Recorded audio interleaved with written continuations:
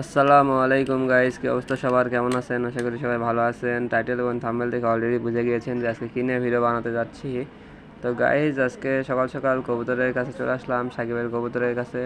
তো সাকিব সিঁড়িতে উঠতেছে, তার খাঁচার যে পায়রাটা ছিল, যে শর্ট ভিডিও বানাইছিলাম সেটাকে তো দেখাইছি, আবার দেখিয়ে দিলাম যে এটা হচ্ছে সাকিব এখন খাবার দিচ্ছে।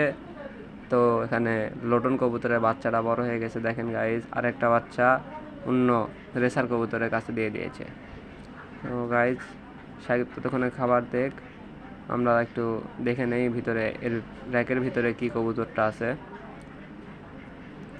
গাইজ, যারা যারা কবুতর কিনতে ইচ্ছুক তারা আমাদেরকে কমেন্ট করতে পারেন, পছন্দ হলে আমাদের কাছ থেকে কবুতর নিতে পারেন, আমরা কবুতর সেল দিয়েও থাকি। দেখেন, সাকিব খাবার দেওয়া হয়ে গেল সাকিবের, এখন উপরে যাবে কবুতরের ঘর খুলতে।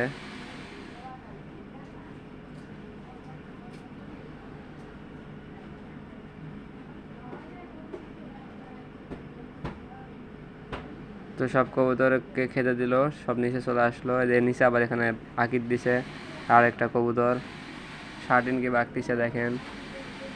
গেট খুললো, তাই মানা করলাম যে রেসার কবুতরটাকে ধর, রেসারের একটা শর্ট ভিডিও বানাই। রেসার কবুতরটাকে ধরবে, ধরার পরে রেসার কবুতরের একটা শর্ট ভিডিও বানাবো, সেটা কালকে সন্ধ্যা 7টায় আপলোড হবে।